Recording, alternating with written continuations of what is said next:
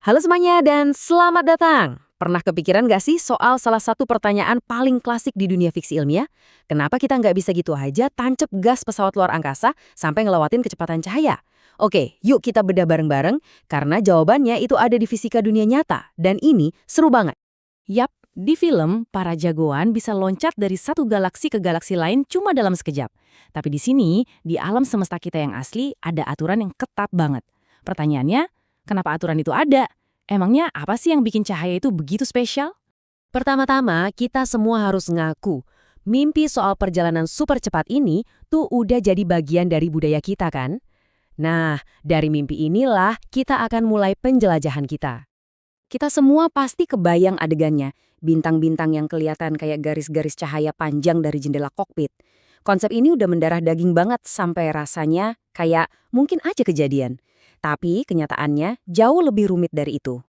Jadi gini, alam semesta kita ini ternyata punya batas kecepatan. Dan ini sifatnya mutlak, nggak bisa ditawar-tawar. Ini bukan cuma soal teknologi kita yang belum nyampe ya, tapi ini adalah hukum fisika yang fundamental. Nah, ini dia angka keramatnya.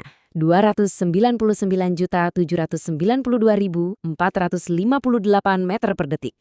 Inilah kecepatan cahaya di ruang hampa, sebuah konstanta universal. Angka ini tuh kayak hukum alam yang nggak bisa diganggu-gugat.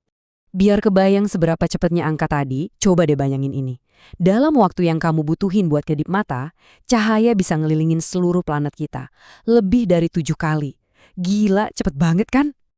Terus, kenapa batas kecepatan ini ada? Nah, rahasianya itu tersembunyi di dalam salah satu rumus paling terkenal sepanjang sejarah yang dikasih ke kita oleh Albert Einstein. E sama dengan mc kuadrat. Kita semua pernah lihat rumus ini, tapi apa sih artinya sebenarnya? Gampangnya gini, energi dan massa itu cuma dua sisi dari koin yang sama. Mereka bisa diubah bolak-balik, dan inilah kunci dari seluruh misteri ini. Nah, ini bagian yang mulai bikin pusing tapi keren banget. Jadi, pas kamu dorong sesuatu biar makin cepat, kamu kan ngasih dia energi kinetik. Tapi, menurut Einstein, sebagian energi itu ternyata nggak cuma bikin tambah cepat, tapi juga berubah jadi massa. Iya beneran, benda itu secara harfiah jadi makin berat. Dan disinilah kita ketemu tembok penghalang raksasanya. Gara-gara efek nambah berat tadi, kita jadi punya masalah yang mustahil buat dipecahkan. Coba deh kita pakai perumpamaan ini. Kamu lagi dorong mobil. Awalnya gampang kan? Tapi pas mobil itu kecepatannya mendekati kecepatan cahaya, massa tambahannya bikin mobil itu jadi seberat gunung. Kamu dorong lebih kencang lagi, mobilnya jadi seberat planet. Makin cepat kamu mau pergi, makin berat bendanya. Makin susah juga buat didorong. Grafik ini nunjukin masalahnya dengan jelas banget. Buat sampai ke 50% kecepatan cahaya aja, kamu butuh energi yang gede. Buat sampai 99,9%, energinya luar biasa gede. Tapi buat nyentuh angka 100%, kamu butuh energi yang tak terbatas. Batangnya aja sampai nggak muat di layar. Dan ya, kita nggak punya energi tak terbatas di alam semesta. Dan ini bukan cuma teori ngawang-ngawang loh. Di akselerator partikel raksasa kayak di CERN, para ilmuwan udah nyobain ini berkali-kali. Mereka bisa dorong partikel super kecil sampai 99,99% kecepatan cahaya. Tapi mereka selalu mentok di tembok yang sama. Mereka nggak pernah sekalipun bisa nyentuh angka 100%. Jadi, hambatan energi ini beneran nyata. Oke, tunggu dulu. Ini kan jadi aneh.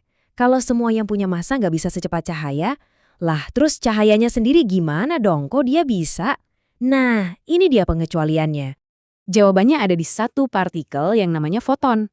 Foton itu, ya partikel cahaya itu sendiri. Dan mereka punya satu sifat super spesial. Mereka sama sekali nggak punya massa.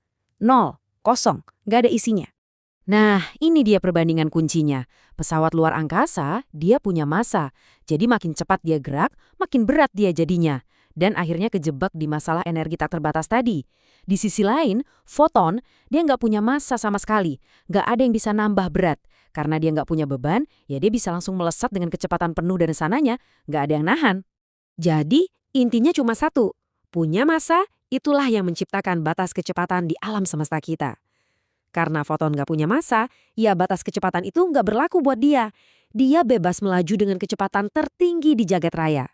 Pada akhirnya, kecepatan cahaya itu bukan cuma soal seberapa cepat cahaya bergerak. Ini adalah batas kecepatan fundamental yang udah ditetapin sama alam semesta buat semua hal yang punya massa atau membawa informasi.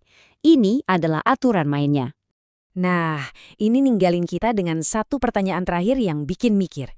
Kita udah tahu kalau benda bermassa nggak bisa mencapai kecepatan cahaya. Tapi, coba kita berandai-andai sejenak. Kalau aja bisa, kira-kira apa ya yang bakal terjadi sama pengalaman kita tentang waktu? Itu cerita untuk lain waktu. Terima kasih sudah menyimak